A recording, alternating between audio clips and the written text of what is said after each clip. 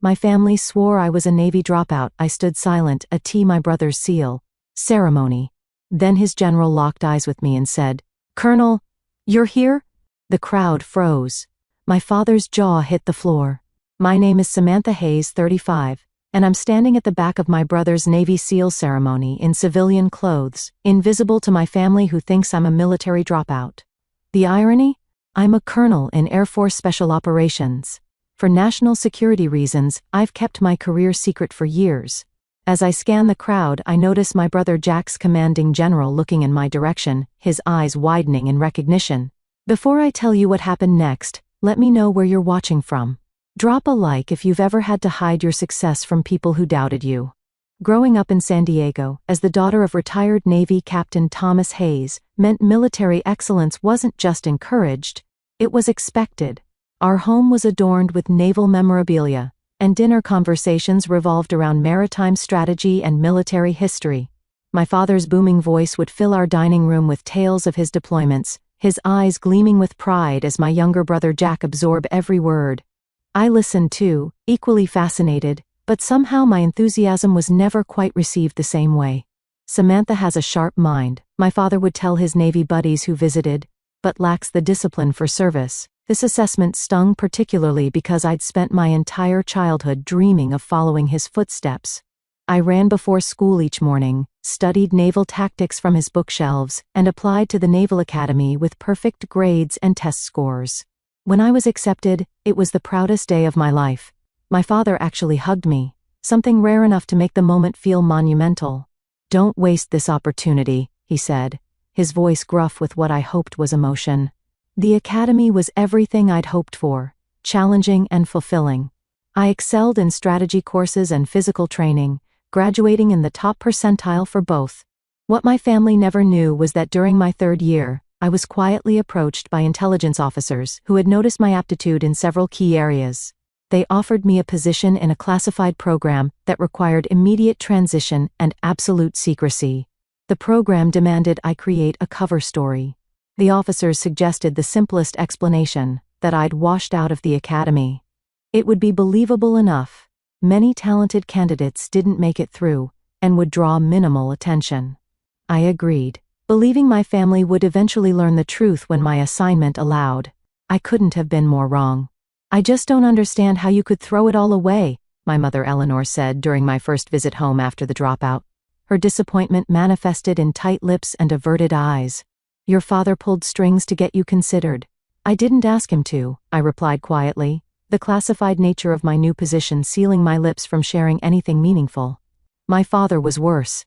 He didn't rage or lecture, he simply stopped talking about me. When relatives asked about his children, he'd light up discussing Jack's accomplishments at the academy, where he was following the traditional path I'd supposedly abandoned, and then change the subject when my name arose. Thanksgiving dinners became exercises in endurance. "Jack's been selected for advanced tactical training," my father would announce, slicing the turkey with precision. "Top of his class." "We're so proud," my mother would add, her hand resting on Jack's shoulder while her eyes slid past me. "It's comforting when your children find their purpose." My cousin Melanie, always tactless, once asked directly across the table, "So Sam, are you still working that administrative job at the insurance company?" This was the cover story I'd maintained, a boring corporate position that discouraged further questions. "Yes," I answered, swallowing both the lie and my pride. "Still there. Good benefits, I guess," she replied with a thin smile that conveyed volumes about her assessment of my life choices. Meanwhile, my actual career was advancing at an extraordinary pace. I couldn't tell them about the night operations in countries officially untouched by American forces. I couldn't mention the intelligence I'd gathered that had saved countless lives or the commendations accumulating in a secure facility rather than on my wall. I couldn't explain the months of silence when I was unreachable because I was operating deep undercover. Each success in my classified world seemed to parallel a disappointment in my family's eyes. When I was promoted to major, my parents were discussing how Jack had been selected for an elite training program. When I received a silver star in a private ceremony, my mother was lamenting to her friends about her daughter, who just didn't apply herself. Jack himself wasn't unkind, he simply followed our parents' lead, growing increasingly distant as our supposed life paths diverged. Occasionally he'd call with news of his accomplishments, always ending with an awkward, "So, how's the office job?" I'd murmur congratulations and offer vague updates about my fictional corporate life, hating every second of the deception. Years passed this way, with the divide growing wider. I developed a thick skin about my family's perception, focusing instead on my missions and the difference I was making. But deep down, the pain of being the family disappointment never fully subsided. Every achievement in my secret life was shadowed by the knowledge that the people who should be proudest didn't even know. My transition from Naval Academy student to Air Force Special Operations was abrupt and intense.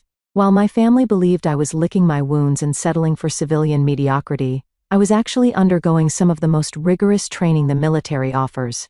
The program that recruited me specialized in intelligence gathering and analysis with direct tactical applications, a rare combination that suited my particular skills. The training facility was located in an unmarked compound in Virginia, where days began at 4 a.m. and often ended after midnight. Physical conditioning was merely the foundation.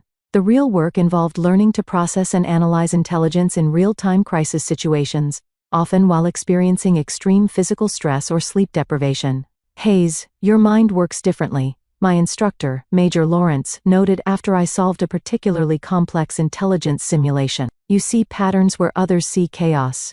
This aptitude accelerated my progress through the program. While most trainees required 18 months to complete the course, I finished in 11. My first assignment came immediately after a low-profile intelligence gathering operation in Eastern Europe, where Russian influence was creating concerning ripple effects. Colonel Diana Patterson became my mentor during this period. A pioneering woman in special operations, she recognized something in me that reminded her of herself. "The system isn't built for us," she told me frankly during a debriefing, "but that's precisely why we succeed in it. We approach problems from angles others don't consider." Under her guidance, I learned to navigate not just the operational challenges, but also the unique difficulties of being a woman in this elite space.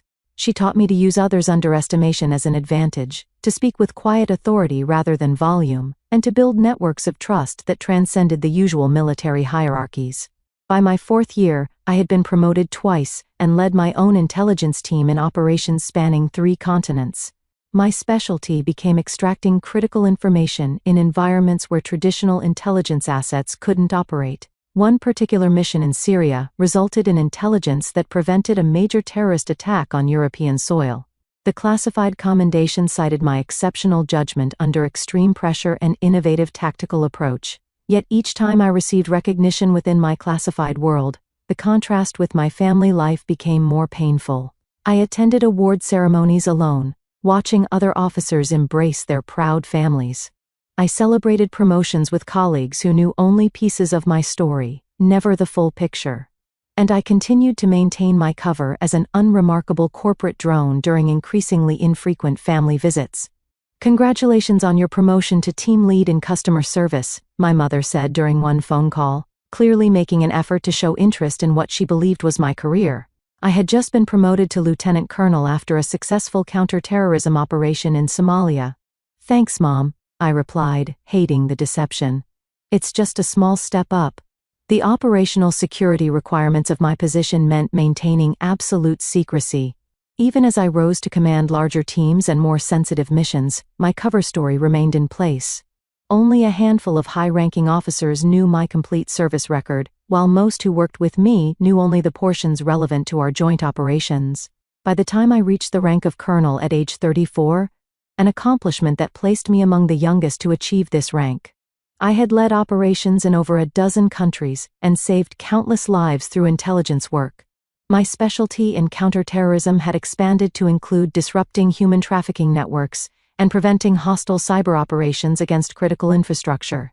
What made my rapid rise even more remarkable was achieving it while facing the additional challenges women in special operations encounter. I navigated skepticism from some traditional military circles, adapted to equipment and tactical approaches designed for male physiology, and developed leadership styles that commanded respect in environments where female leaders were still relatively rare. Through it all, I carried the strange burden of my family's disappointment. Each time I returned from a classified deployment to attend a holiday gathering or family event, I stepped back into the role of Sam the underachiever. I became adept at deflecting questions about my work with vague corporate jargon and redirecting conversations to Jack's increasingly impressive naval career. The weight of these dual identities grew heavier with each passing year. There were moments when the deception felt unbearable, like when my father made a passing comment about people who couldn't cut it in real service, or when distant relatives asked patronizing questions about when I might find direction in my life. But my commitment to national security and the missions I led always silenced the impulse to reveal the truth. The work was too important, the stakes too high. If maintaining my family's disappointment was the price for operational security, I would continue to pay it, regardless of the personal cost. Last Thanksgiving marked a particular low point in my relationship with my family. I'd just returned from coordinating a joint intelligence operation with NATO forces, 36 sleepless hours of tension that ultimately prevented a significant security breach. Instead of recovery time, I went straight to my parents' house, exchanging tactical gear for civilian clothes and the hypervigilance of command for the different tension of family dinner. My father stood at the head of the table, crystal glass raised in a toast. "To Jack," he announced, his voice carrying the captain's authority that never quite left him, whose selection for the elite SEAL training program continues our family's tradition of excellence in service. Everyone raised their glasses. My mother beamed with pride, her eyes glistening. "We couldn't be prouder," she added. I joined the toast sincerely. Jack's accomplishment was significant, and despite our strained relationship, I respected his dedication. But as glasses clinked and congratulations flowed, my mother leaned toward her sister and whispered just loudly enough for me to hear, "At least one of our children is making us proud." The comment sliced through me despite years of developing thick skin. I excused myself to the kitchen, ostensibly to help with dessert, but really to compose myself. My cousin Melanie followed, cornering me by the refrigerator. "So, still pushing papers at that insurance company?" she asked, sipping her wine with an air of superiority. Melanie had recently been promoted at her law firm, and never missed an opportunity to highlight the contrast in our careers. "Something like that," I replied, focusing on arranging pie slices rather than meeting her gaze. "You know, my firm has an opening in our administrative department," she offered with faux generosity. "Probably pays better than what you're making," I could put in a word. I thanked her politely while imagining how she might react if she knew I'd just briefed the Joint Chiefs of Staff the previous week. The dinner conversation shifted to a recent military operation that had made national news, an operation I had actually helped coordinate from the intelligence side. I sat silently as my father and uncle analyzed what little information had been released to the public, both confidently incorrect about how the mission had unfolded. If they'd approached from the eastern perimeter instead, my father declared with authority, they could have avoided that initial resistance. I took a long sip of water knowing the eastern perimeter had been deliberately avoided due to intelligence I'd personally verified about hidden surveillance systems. The urge to correct him burned in my throat, but I swallowed it with my water. After dinner, Jack announced his engagement to his girlfriend Allison, a naval medical officer he'd met during his training. The family erupted in celebration, champagne appeared, toasts multiplied, and my mother immediately began discussing wedding plans. In the midst of this joyful chaos, my secure phone vibrated with the pattern that indicated highest priority. I slipped away to the guest bedroom to check the message, immediate deployment orders. A situation had developed that required my specific expertise, with extraction scheduled in 3 hours. I returned to the celebration, pulling Jack aside to offer genuine congratulations, and explained that a work emergency required me to leave immediately. His face fell in disappointment tinged with familiar judgment. "Seriously, Sam? It's my engagement celebration. What kind of insurance emergency happens on Thanksgiving night?" "I'm sorry," I said, meaning it completely but unable to explain further. "I wouldn't leave if it wasn't absolutely necessary." My parents reacted with the resigned disappointment I'd grown accustomed to. "Of course Samantha has to leave," my mother said to the relatives, not bothering to lower her voice. "Her priorities have always been different." I caught my father's head shake as I gathered my coat, the subtle gesture of disapproval that had followed me since childhood. As I drove away, the family continued celebrating without me while I prepared mentally for the classified operation ahead. The mission kept me deployed through Christmas and into the new year. When I finally returned, I learned that my absence had become a focal point of family discussion. Jack's engagement party had been held without me, and my failure to attend had been interpreted as further evidence of my disregard for family. "Your brother was hurt," my mother informed me during a tense phone call. "After everything he's accomplished, the least you could do is show up for his important moments." What she couldn't know was that during his engagement party, I had been leading a critical intelligence operation that resulted in the rescue of kidnapped aid workers. The mission earned me another commendation, one that would remain in a classified file rather than on my mantle. The growing divide between my professional success and personal failure created an increasingly unbearable tension. Each family interaction became more strained, each deception more painful. As Jack's seal ceremony approached, I found myself at a breaking point, torn between my duty to national security and my crumbling relationship with my family. The day of Jack's seal ceremony dawned clear and bright, perfect Southern California weather that seemed to mock my inner turmoil. I deliberated for weeks about whether to attend, knowing my presence would be scrutinized by a family increasingly frustrated with what they perceived as my indifference to Jack's achievements. My decision to go wasn't simple. I requested a rare day of leave from my duties, arranged secure transport, and carefully selected civilian clothes that would allow me to blend in while still maintaining appropriate military bearing, a habit too ingrained to break even in this context. The Naval Special Warfare Command facility gleamed in the morning sun as I approached. I instinctively cataloged security positions and protocols, with my trained eyes noticing details most civilians would miss. This awareness reminded me how far I was from the person my family believed me to be. I arrived deliberately late, slipping into the back row as families claimed seats near the front. My parents occupied prominent positions in the family section, my father wearing his dress uniform with the pride of a naval captain whose son was following his distinguished path. My mother sat beside him, elegant in a navy blue dress, her posture reflecting the military precision she'd absorbed through decades of marriage to my father. The ceremony proceeded with the characteristic discipline and tradition of naval special warfare. Each element, from the presentation of colors to the precise movements of the honor guard, followed protocols I knew intimately from my own classified ceremonies. The difference was that today's event was public, celebrated openly with proud families and commemorative programs, unlike the clandestine recognition of my own achievements. As the ceremony progressed, I found myself analyzing the security perimeter out of professional habit while simultaneously absorbing the significance of Jack's accomplishment. Becoming a SEAL represented years of grueling training and exceptional dedication, a fact I appreciated perhaps more fully than anyone else in my family could.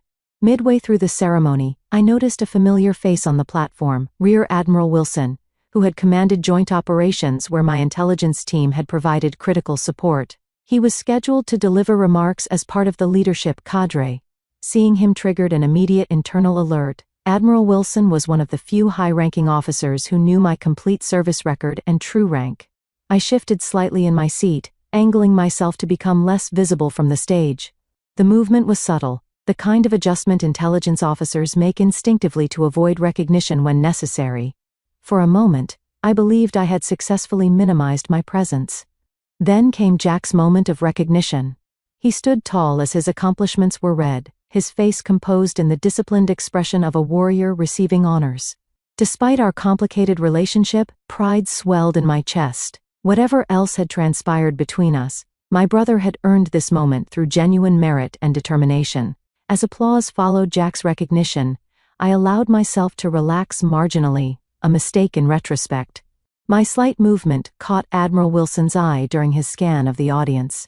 I watched his expression change as recognition dawned, first confusion, then certainty, then an unmistakable reaction to finding a highly decorated Air Force Special Operations colonel sitting anonymously in civilian clothes at a Navy SEAL ceremony. Our eyes locked momentarily. In that brief exchange, I conveyed a silent request for discretion that military personnel of our rank and experience understand implicitly. The Admiral gave an almost imperceptible nod, and I believed the moment had passed without incident. The ceremony continued with the remaining recognitions and formal remarks. I began calculating my exit strategy, planning to congratulate Jack briefly before departing to avoid extended family interaction. But as the formal portion concluded, and families began moving toward their graduating SEALs, I noticed Admiral Wilson conversing with another officer while gesturing subtly in my direction. My internal alarm sharpened. The second officer, Commander Brooks, had also worked with my team during a joint counterterrorism operation the previous year. Now both men were looking in my direction with the particular expression of military leadership preparing to acknowledge a fellow officer. I began moving toward the exit, hoping to evade the approaching confrontation, but the crowd's movement blocked my path. As families surged forward to congratulate their graduates, I found myself inadvertently pushed toward the area where Jack stood with my parents, rather than toward the exit I'd been targeting. In that moment of navigational confusion, Admiral Wilson reached me, his commanding presence parting the crowd around us. I straightened instinctively, muscle memory responding to the presence of a superior officer despite my civilian clothes. What happened next would permanently alter my family's perception and change the course of our relationships forever. Colonel Hayes. Admiral Wilson's voice carried clearly above the post-ceremony chatter. I didn't expect to see you here today. The title echoed in the space around us, turning heads. My parents, standing just feet away beside Jack, froze in confusion. Admiral Wilson, I responded, automatically assuming the formal posture ingrained through years of military service. It's good to see you, sir. Last time was that joint operation in the Gulf, wasn't it? He continued, either unaware of or unconcerned about my family's proximity. Your intelligence was impeccable as always. Saved a lot of lives. My mother's hand flew to her mouth. Jack's expression transformed from celebration to bewilderment. My father stood rigid, his brow furrowed in deepening confusion. Colonel? My father finally spoke, the words sounding foreign on his tongue when directed at me. There must be some mistake. Admiral Wilson turned, noticing my family for the first time. Recognition flashed across his face as he took in my father's decorated Navy uniform. Captain Hayes, he acknowledged with respect, before turning back to me with raised eyebrows. They don't know. Before I could respond, Commander Brooks approached, extending his hand. Colonel Hayes, your team's work on the Antalya operation was remarkable. We've implemented your extraction protocols across 3 divisions now. The reality of my position was materializing around us like a photograph developing in solution, becoming clearer with each passing second. My carefully maintained cover, the story of professional mediocrity I'd cultivated for years, was dissolving in real time. Samantha? My mother's voice trembled with confusion. What are they talking about? Admiral Wilson assessed the situation with the quick comprehension of a seasoned commander. Captain Hayes, Mrs. Hayes, he addressed my parents directly. Your daughter is one of our most valuable assets in special operations. Her work in intelligence and counterterrorism has been extraordinary. That's not possible, my father stated flatly. Samantha left the Naval Academy. She works in insurance. Air Force, not Navy, Admiral Wilson corrected. And at a rank that reflects exceptional service. The insurance work would be her cover story, fairly standard in her division. Jack stepped forward, his new seal trident gleaming on his uniform. Sam? Is this true? The moment of decision had arrived without warning or preparation. Years of secrecy pressed against the sudden exposure, creating a disorienting pressure. But, as I looked at my family's confused faces, I recognized that continuing the deception was no longer an option. Yes, I confirmed simply. It's true. My father's expression cycled through disbelief, confusion, and the beginning glimmers of reassessment. You're actually a colonel? In the Air Force. Special Operations Command, Intelligence Division, I specified, the words feeling strange after years of careful avoidance. I was recruited from the academy directly into a classified program. The Dropout story was my cover. Other officers who recognized me had begun to drift over, creating an impromptu gathering that made the revelation increasingly public. A major from Joint Special Operations nodded respectfully in my direction. Colonel Hayes's analysis changed our entire approach in the Mogadishu intervention. My mother looked physically unsteady. All this time, when we thought, I couldn't tell you, I said quietly. Most of my work is classified at the highest levels. The cover story was a requirement, not a choice. Jack's expression had transformed completely, shifting from confusion to a growing understanding that only another military professional could fully grasp. That's why you missed my engagement party. Coordinating an extraction of exposed assets in Eastern Europe, I confirmed. It couldn't wait. And I couldn't explain. My father, ever the Navy man, had regained his composure, and was processing the information with military precision. "What's your security clearance level?" "Higher than I can specify in this setting," I answered, the response itself confirming more than the words contained. Around us, the crowd continued to celebrate, largely oblivious to the family drama unfolding in our small circle. But within that circle, years of misperception were crumbling under the weight of revealed truth. Admiral Wilson, sensing the personal nature of the moment, prepared to withdraw. "Captain Hayes, you should be proud. Your daughter's service record is exceptional. The details are classified, but the value is beyond question." He turned to me with a respectful nod. "Colonel, I'll see you at next month's Joint Operations Briefing." As he departed, the protective barrier between my two worlds, the accomplished military officer and the family disappointment, had been irrevocably breached. Standing before my family in civilian clothes, but now recognized as Colonel Hayes, I felt exposed in a way that countless high-risk operations had never made me feel. "Why would you let us believe you'd failed?" my mother asked, hurt evident in her voice. "It wasn't about what you believed," I explained carefully. "It was about operational security. The fewer people who knew, the safer the operations and the people involved." My father, processing this revelation with decades of military experience, was beginning to understand the magnitude of what had been hidden. To reach colonel at your age, in special operations, Jack, with his own military training, was connecting dots fastest. Those unexplained absences. The vague explanations. That time you showed up at Christmas with what looked like shrapnel wounds you claimed were from a car accident. "Not a car accident," I confirmed quietly. As reality settled around us, I watched my family recalibrating years of perceptions and judgments.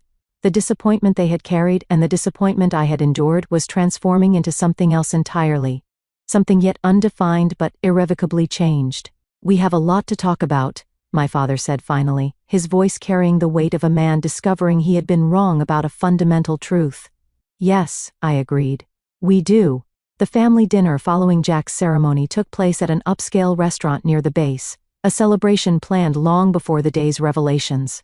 What should have been exclusively focused on Jack's achievement had now become something else entirely, the first honest family gathering of my adult life. We sat at a private table in the corner, security conscious even now. My father ordered wine with uncharacteristic generosity, perhaps recognizing that this conversation required social lubrication. Silence hung heavily as menus were studied with unusual intensity, everyone avoiding the elephant in the room until the waiter departed with our orders. "So," my father began, setting his water glass down with precision, "a colonel." It wasn't a question, but I nodded confirmation. "That's remarkably fast advancement," he continued, the career military officer in him automatically calculating the timeline. "Especially for someone in," he lowered his voice, "special operations." It was a unique path, I acknowledged. The program I was recruited into accelerates promotion timelines based on field performance rather than standard timing grade requirements. My mother, who had been unusually quiet, finally spoke. "All those times we thought you were being flaky or irresponsible, disappearing from family events, being unreachable for days. I was deployed," I finished for her. "Often in locations I can't name, doing things I still can't discuss." Jack leaned forward, professional curiosity mixing with brotherly reassessment. "That scar on your shoulder from 2 Christmases ago?" "Kabul," I said simply. "Extraction operation went sideways." My father's face tightened. The career naval officer understood immediately what went sideways typically meant. "And we were giving you grief about missing family photos," my mother whispered, horror dawning in her expression. The conversation paused as our salads arrived. When the waiter departed again, my father asked the question that clearly bothered him most. "Why the Air Force?" "You were at the Naval Academy." I had to smile slightly. Of course that would be his first substantive question. The program that recruited me operated jointly, but was administratively housed under Air Force Special Operations. The work suited my particular skills, regardless of branch. Which are, he pressed, intelligence analysis under high-pressure conditions, pattern recognition in asymmetric environments, asset development, and management. Some other specialties I can't detail. Jack whistled softly. "That's the heavy stuff, Sam." My mother was struggling to reconcile the daughter she thought she knew with this new reality. "But why couldn't you tell us anything? We're your family." "Operational security," I explained gently. The nature of my work means that knowledge of my real position could potentially endanger operations or expose networks. The cover story was created and maintained by the program, not by my choice. For 12 years my father challenged, the hurt beneath his question evident despite his military bearing. Not one word of truth? That's the job, Dad, I said simply. You of all people should understand that some positions require complete compartmentalization. He fell silent, military discipline acknowledging what the father in him wanted to deny. The main course arrived, providing another brief reprieve from the intensity of the conversation. As we began eating, Jack broke the tension with a short laugh. So, all those times I was bragging about my promotions and assignments. You were talking to someone who was briefing Joint Chiefs, I finished with a small smile. God, I must have sounded like such an idiot, he groaned. You didn't, I assured him. Your accomplishments are real and significant. Different operational areas, different challenges. My mother set down her fork, her food barely touched. I keep thinking about all the things we said to you over the years, the disappointment we expressed, the judgments. You didn't know, I said. You couldn't have. But we should have trusted you, she insisted, tears gathering. We should have seen that there was more happening than what appeared on the surface. Instead, we just wrote you off. The raw truth of her statement hung in the air. They had written me off, creating a narrative of the disappointing daughter that fit the limited information they had. My father, always less comfortable with emotional displays, redirected slightly. Your upcoming promotion. Admiral Wilson mentioned a briefing next month. Are you being considered for Brigadier General? I confirmed quietly. It's not finalized yet. His eyebrows rose sharply. At your age? That would be unusual, I acknowledged. The recommendation is based on the Tavros operation results. That's all I can say about it. My mother wiped her eyes. And we wouldn't have known about this either if today hadn't happened. I hesitated, then admitted the truth. Probably not the details now. You might have eventually learned I was military, but specifics about rank and position would have remained classified. The meal continued with questions I could answer, intermingled with ones I couldn't. The boundaries of classified information remained even in this new openness, creating an imperfect, but vastly improved, communication. For the first time, my family was seeing the outline of my real life, even if many details remained in shadow. After dinner, my parents invited me back to their home, a gesture that felt significant after years of emotional distance. In their living room, my mother disappeared briefly before returning with a dusty box. I kept these, she said, setting it between us, even though I didn't understand why you'd want them. Inside were mementos from my academy days, my midshipman's cap, academic awards, photographs, items that would have made no sense to preserve for someone who had supposedly failed out, yet she had kept them anyway. Some part of me never believed the story, she admitted quietly. It didn't fit the daughter I raised, but I couldn't imagine an alternative explanation. My father, after several drinks and hours of processing, had grown unusually reflective. I was hardest on you, he acknowledged, military directness applied now to personal failing. When we thought you'd washed out, I took it personally. Made it about my legacy rather than your path. I understood why I told him honestly. And maintaining the cover story was part of my duty, even when it was difficult. Duty? He repeated, the concept resonating deeply with his naval corps, at the expense of being known by your own family. Jack, who had been listening quietly, finally spoke again. But things can be different now, right? I mean, we know the basic truth, even if details stay classified. It was the question I'd been considering throughout the evening. Some things can change, I agreed cautiously. You know my actual profession now, my general position. But most of my work will remain classified. There will still be unexplained absences, questions I can't answer. But we'll understand what they mean now, my mother said.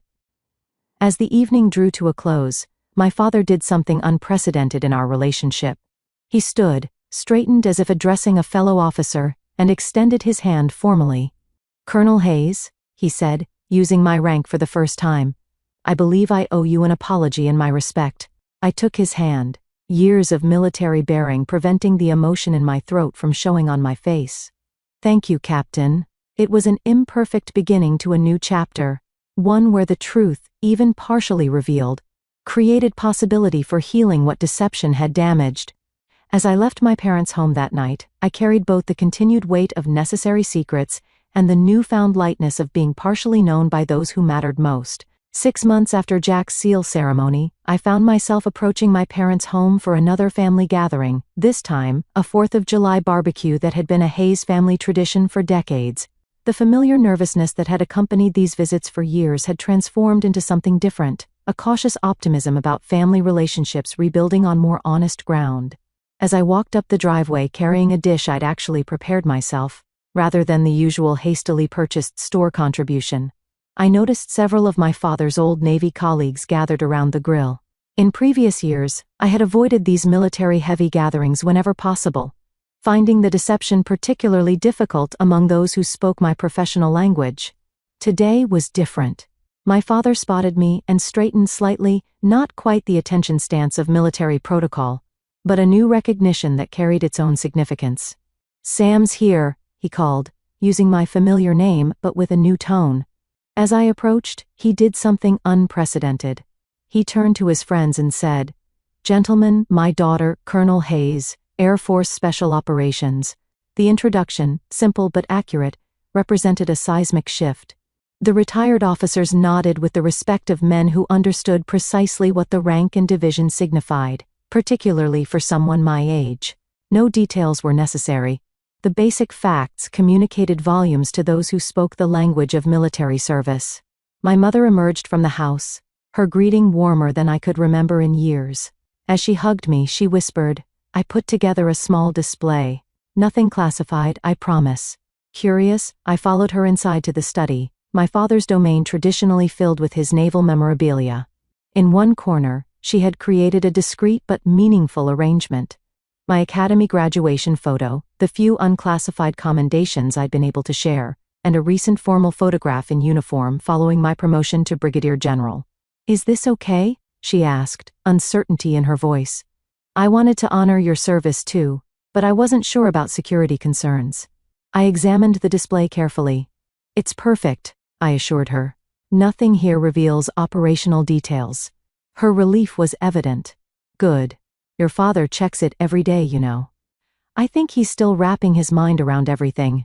Returning to the backyard, I found Jack manning the grill alongside our father. My brother's transformation had been perhaps the most straightforward, one military professional recognizing another, with the shared understanding that comes from parallel experiences despite different branches and specializations. Experiences despite different branches and specializations. "General," he greeted me with a grin and a deliberately informal salute.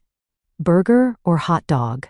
"Both," I replied, falling easily into the sibling banter that had been absent for too long. "I just finished 3 weeks of MREs. I'm making up for lost time." He nodded, understanding immediately what 3 weeks likely signified without asking questions he knew I couldn't answer. This new shorthand between us, acknowledging the boundaries of classified work without resentment, had become one of the unexpected gifts of the truth. The afternoon progressed with a lightness I hadn't experienced at family gatherings in over a decade. Though many topics remained off-limits, my recent deployment locations, the nature of current operations, the specifics of upcoming assignments, the fundamental truth of who I was, and what I did now formed the foundation of our interactions. My father, always more comfortable with actions than words, found ways to express his changed perspective. He introduced me to his colleagues with unmistakable pride. He referenced my operational insight when discussions turned to current military affairs. And most tellingly, he deferred to my expertise in areas where Air Force operations intersected with naval concerns. A professional respect that meant more than any verbal apology. As evening approached and we gathered for the traditional Hayes family photo, I stood beside Jack, both of us now recognized for our service rather than compared by it. My mother arranged us with the precision of a longtime military spouse. "My children," she said to a neighbor who was taking the photograph, both serving their country, just in different ways. The simple statement acknowledged the parallel value of our different paths, a recognition that would have seemed impossible a year earlier. Later, as fireworks illuminated the sky, my father joined me at the edge of the yard where I'd stepped away briefly to check a secure message. "All good?" he asked, the question encompassing more than the immediate communication. "Yes," I confirmed, returning the phone to my pocket. "Nothing urgent." He nodded, gazing upward at the patriotic display rather than at me. A military man's approach to emotional conversation. "I've been thinking about what it cost you," he said finally, carrying that cover story all these years. "Bearing our disappointment when you were actually doing my job." I finished when he trailed off. "That's all it was, Dad. The job I was assigned, with the parameters required. But the personal cost," he insisted, still watching the fireworks. "Missing the recognition you deserved, even from your family." I considered this, formulating my response with the same care I applied to operational assessments. "There's something freeing about being evaluated solely on your work without external expectations or family legacy influencing perceptions," I offered. "In some ways, starting with a blank slate, let me define my own path." He absorbed this perspective thoughtfully. "Still, I regret the judgments we made with incomplete information. That's the nature of intelligence work," I replied with a small smile. "Everyone operates with incomplete information. The difference is whether you recognize its incompleteness." This observation, applying professional principles to personal relationships, seemed to resonate with him. A fair assessment, he acknowledged, military precision in his nod. As we rejoined the family gathering, I reflected on the strange journey of the past 6 months. The revelation at Jack's ceremony had not instantly repaired years of misunderstanding, but it had created space for something new to grow. The family that had once seen me as their greatest disappointment was now navigating a recalibrated relationship based on partial truth, the maximum disclosure my position allowed. 2 weeks later, I stood at attention during my promotion ceremony, the stars of a brigadier general being affixed to my uniform. Unlike previous promotions celebrated only among cleared colleagues, this one included 3 seats in the family section occupied by my parents and brother. The technical details of my accomplishments remained classified in the official citation, cloaked in the deliberately vague language of special operations. But the pride in my family's eyes needed no detailed explanation. They understood enough now, not everything, but enough. As the ceremony concluded and I joined my family, my mother embraced me with tears in her eyes. "I always knew you were exceptional," she whispered. "I just didn't know how." My father, ever the naval captain, extended his hand for a formal shake before professional composure gave way to parental pride, and he pulled me into a brief, tight hug. "Well done, General Hayes," he said gruffly. "Well done." The journey from family disappointment to recognized professional had been complicated by necessary secrets and security requirements that would never fully disappear. But standing with my family, accepting congratulations for an achievement they could finally acknowledge, I found peace in being partially known, and imperfect but meaningful visibility after years in the shadows. For anyone who has been misjudged or underestimated, there's a powerful lesson in this experience. Sometimes the truth emerges in unexpected ways, and sometimes the perceptions others hold aren't reflections of reality, but simply products of limited information. The worth you create through your work and choices remains valid even when unrecognized, and authenticity, even when necessarily incomplete, creates possibilities for connection that deception cannot. Have you ever been misjudged based on appearances or assumptions? Or kept parts of yourself hidden for necessary reasons? I'd love to hear your stories in the comments below.